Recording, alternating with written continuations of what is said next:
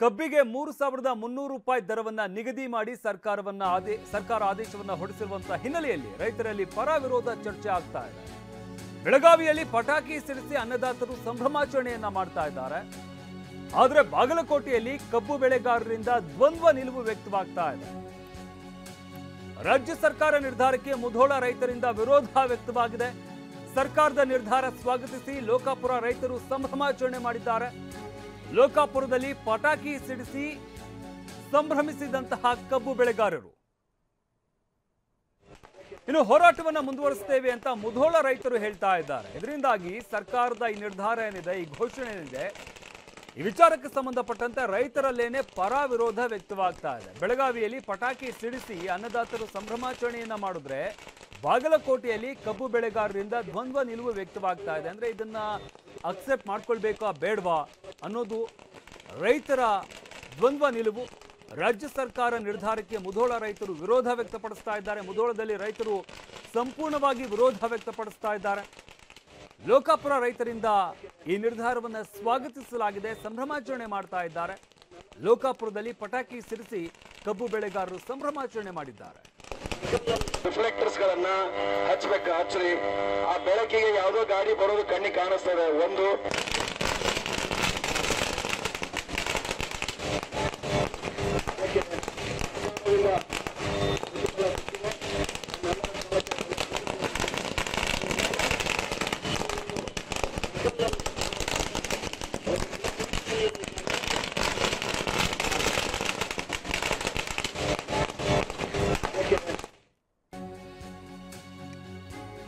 ಇನ್ನು ಮತ್ತೊಂದು ಕಡೆ ಬೆಳಗಾವಿಯ ಗುರ್ಲಾಪುರದಲ್ಲಿ ರೈತರು ಸಂಭ್ರಮಾಚರಣೆ ಮಾಡಿದ್ದಾರೆ. ಪ್ರತಿ ಟನ್ಗೆ 3,300 ರೂಪಾಯಿ ನಿಗದಿಗೆ ಸ್ವಾಗತ ಮಾಡಿದ್ದಾರೆ ರೈತರು.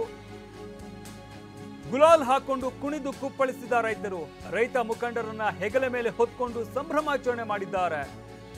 ಇನ್ನು ಶಿವಾನಂದ ಪಾಟೀಲ್ ನಾಳೆ ಗುರ್ಲಾಪುರಕ್ಕೆ ಬರ್ತಾರೆ. ಸಚಿವರೇ ಖುದ್ದಾಗಿ ಬಂದು ಘೋಷಣೆ ಮಾಡ್ತಾರೆ.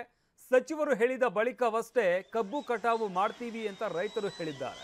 ಸಚಿವರು ಬರುವವರೆಗೂ ಪ್ರತಿಭಟನೆಯ ವೇದಿಕೆ ತೆಗೆಯೋದಿಲ್ಲ ಅಂತ ಟಿವಿ9ಗೆ ರೈತ ಮುಖಂಡ ಚುನಪ್ಪ ಪೂಜಾರಿ ಹೇಳಿಕೆ ನೀಡಿದ್ದಾರೆ.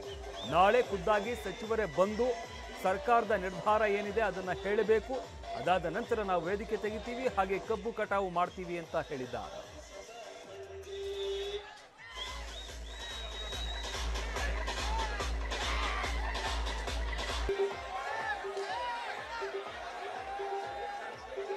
ಮಾಹಿತಿ ಕೊಡುತ್ತಾರೆ. ಮಾಹಿತಿ ಕೊಡ ಹುಲಿ ಬಂದೈತಿ, ಸುಮ್ಮನೆ ಬಂದೈತಿ. ವಿಚಾರ ಮಾಡ್ರಿ, ಒಂಚೂರು ತನಿಖೆ ಮಾಡಬಾರ್ದು. ನಾನು ಅನ್ಕೊಂಡ್ರೆ ತನಿಖೆ ಮಾಡಬಾರ್ದು. ವೇದಿಕೆ ಮೇಲೆ ನೋಡ್ರಿ, ಸುಮ್ಮನೆ ಒಟ್ಟು ನೋಡು ಜಾತಿ ಗುಲಾಲ್ ಹಚ್ಕೊಂಡು ಬಂದೈತಿ. ಸುಮ್ಮನೆ ಚೋಡಪ್ಪನ ಪೂಜಾರಿ ಅವ್ರಿಗೆ, ಚೋಡಪ್ಪನ ಪೂಜಾರಿ ಅವ್ರಿಗೆ, ಶಶಿಕಾಂತ್ ಗುರ್ಜಿ ಅವ್ರಿಗೆ. ಇನ್ನು ರೈತ ಮುಖಂಡ ಚುನಪ್ಪ ಪೂಜಾರಿ ಜೊತೆ ನಮ್ಮ ಪ್ರತಿನಿಧಿ ಮಾತುಕತೆ ನಡೆಸಿದ್ದಾರೆ. ಏನ್ ಹೇಳಿದ್ರು ಹಾಗಾದ್ರೆ ಕೇಳೋಣ. ಈ ಒಂದು ಸಂಭ್ರಮಾಚರಣೆಯಲ್ಲಿ ಸದ್ಯ ಏನು ರೈತ ಮುಖಂಡರಾದಂತಹ ರಾಜ್ಯಾಧ್ಯಕ್ಷ ಚುನಪ್ಪ ಪೂಜಾರಿ ಅವರು ಕೂಡ ಈಗ ಸದ್ಯಕ್ಕೆ ವೇದಿಕೆಗೆ ಬಂದಿದ್ದಾರೆ. ಸೊ ಅವ್ರನ್ನ ಕೇಳ್ತೇನೆ. ಈಗ ಒಂದು ಹಂತದಲ್ಲಿ ಗುರ್ಲಾಪುರದಲ್ಲಿ ಸಂಭ್ರಮಾಚರಣೆ ಮನೆ ಮಾಡೈತಿ, ಇನ್ನೊಂದು ಕಡೆ ಈ ಒಂದು ದರವನ್ನ ನೀವೆಲ್ಲರೂ ಕೂಡ ಸ್ವಾಗತ ಮಾಡ್ತಾ ಇದ್ದೀರಾ, ಮತ್ತು ಪ್ರತಿಭಟನೆ ವಿಚಾರಗಳು ಸಾಕಷ್ಟು ಗೊಂದಲಗಳಿದ್ದಾವೆ. ಸೊ ಆ ಬಗ್ಗೆ ಯಾವ ರೀತಿಯಾಗಿ ಕ್ಲಾರಿಟಿ ಕೊಡೋದು? ನಮ್ಮ ರೈತರು ಒಪ್ಪಿದ್ದಾರೆ. ಯಾಕಂದರೆ ಇದು ಒಪ್ಪಲೇಬೇಕು. ಇನ್ನೂ ನಮಗೇನು ತೃಪ್ತಿ ಇಲ್ಲ, ಆದರೂ ತಾತ್ಕಾಲಿಕವಾಗಿ ಒಪ್ಪಬೇಕಲ್ಲ. ಅನಿವಾರ್ಯ ಒಪ್ಕೊಂಡಿದ್ದೀವಿ. ನಾನು ಒಬ್ಬನೇ ಇಲ್ಲ, ನಾನು 1000 ಟನ್ದವ್ರನ್ನು ಸುಮಾರು 1000 ಜನ ಚರ್ಚೆ ಮಾಡಿ ನಾವು ಎಷ್ಟು ತಗೋಬೇಕು ಅನ್ನೋದು ನಾವು ಕಮಿಟ್ಮೆಂಟ್ ಮಾಡ್ಕೊಂಡಿದ್ದೀವಿ.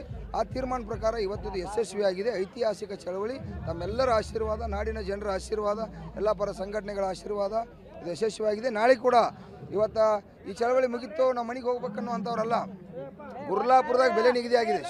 ಗುರ್ಲಾಪುರದಾಗ ಬೆಲೆ ನಿಗದಿ ಆಗಿದೆ. ಯಾಕಂದರೆ ಯಾರು ನಮ್ಮ ಕಾರ್ಖಾನೆ ಇಲ್ಲಿ ಕಬ್ಬು ಬೆಳೆಗಾರ ಯಾರು ಮುಖಂಡರು ಹೋಗಿಲ್ಲ.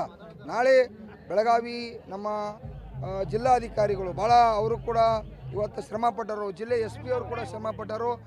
ಅವ್ರ ಜೊತೆ ಮಾತಾಡಿ ಮತ್ತೆ ನಾನು ಸಂಪರ್ಕ ಮಾಡಿ, ಇಲ್ಲ ಸರ್ ನಾಳೆ ಶುಗರ್ ಮಂತ್ರಿ ಬರಬೇಕು, ಅಧಿಕೃತವಾಗಿ ನಮಗೆ ಕರ್ನಾಟಕ ರಾಜ್ಯ ರೈತ ಸಂಘಕ್ಕೆ ಲೆಟರ್ ಕೊಡಬೇಕು.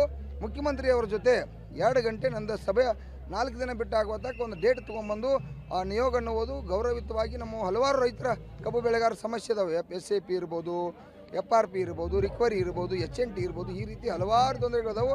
ಅವನ್ನೆಲ್ಲ ಡಿಸ್ಕಷನ್ ಮಾಡಬೇಕಾಗಿದೆ. ಡಿಸ್ಕಷನ್ ಮಾಡಿ ಶುಗರ್ ಕಮಿಷನರ್ ಇಲಾಖೆ ಕೂಡ ಒಬ್ಬ IAS ಸ್ಪೆಷಲ್ ಅಧಿಕಾರಿನ ಮಾಡಿ ಒಂದು 60-70 ಮಂದಿ ಸಿಬ್ಬಂದಿ ಕೂಡ ಮಾಡಬೇಕಾಗಿದೆ. ಇವೆಲ್ಲ ವಿಚಾರ ಮನೆ HK ಪಾಟೀಲ್ ಅವರಿಗೆಲ್ಲ ಹೇಳಿದ್ದೀವಿ. ಆ ಹಲವಾರು ವಿಚಾರಗಳ ಕುರಿತು ಮುಖ್ಯಮಂತ್ರಿ ಅವರು ನಿಯೋಗ ತೊಗೊಂಬ ಅಂತ ಹೇಳಿದ್ವಿ. ಅದರ ಪ್ರಕಾರ ಜಿಲ್ಲಾಧಿಕಾರಿ ಅವರು ಒಪ್ಪಿಕೊಂಡರೆ ನಾಳೆ ಸರಿಯಾಗಿ 1 ಗಂಟೆಗೆ ಇಲ್ಲೆಲ್ಲ ಬರ್ತಾ ಇದ್ದಾರೆ. ವೇದಿಕೆ ಇನ್ನೂ ಇರುತ್ತೆ, ವೇದಿಕೆ ಇರುತ್ತೆ. ವೇದಿಕೆ ನಾಳೆವರೆಗೆ ಇರುತ್ತೆ. ಮತ್ತು ಕಾರ್ಖಾನೆಯವರು ಕೂಡ ಕಾರ್ಖಾನೆಯನ್ನು ಪ್ರಾರಂಭ ಮಾಡಬೇಡಿ. ನಾಳೆ ಅಧಿಕೃತ ಲೆಟರ್ ಬಂದಮೇಲೆ ನಾಡ್ದು ನೀವು ಕಾರ್ಖಾನೆಯನ್ನು ಪ್ರಾರಂಭ ಮಾಡೋಕ್ರೆ ನಮ್ಮದೇನು ಅಭ್ಯಂತರವಿಲ್ಲ. ಎಲ್ಲ ಕಬ್ಬು ಬೆಳೆಗಾರರಲ್ಲಿ ನನ್ನ ವಿನಂತಿ, ಕಟಾವು ಮಾಡ್ತಕ್ಕಂಥ ಸಂದರ್ಭದಲ್ಲಿ ಗಡಬಡಿಸಿ ಲಗಾಣಿ ಕೊಟ್ಟು ಹಾಳಾಗಬೇಡಿ. ತಾಳ್ಮೆ ಇರಲಿ. 12 ತಿಂಗಳ ಕಬ್ಬು ಬೆಳೆದಿರ್ತೀವಿ, ಇನ್ನೊಂದು 15 ದಿವಸಕ್ಕೆ ಯಾಕೆ ಹಣ ಹಾಳು ಮಾಡೋದು? ಇದಿಷ್ಟು ಸದ್ಯ ಪ್ರತಿಭಟನೆಯನ್ನು ವಾಪಸ್ ಪಡೆದಿದ್ದಾರೆ. ಆದರೆ ನಾಳೆ ಉಸ್ತುವಾರಿ ಸಚಿವರು ಬಂದು ಅಧಿಕೃತವಾಗಿ ಹೇಳುವವರೆಗೂ ಕೂಡ ವೇದಿಕೆಯನ್ನು ತೆರವು ಮಾಡೋದಿಲ್ಲ.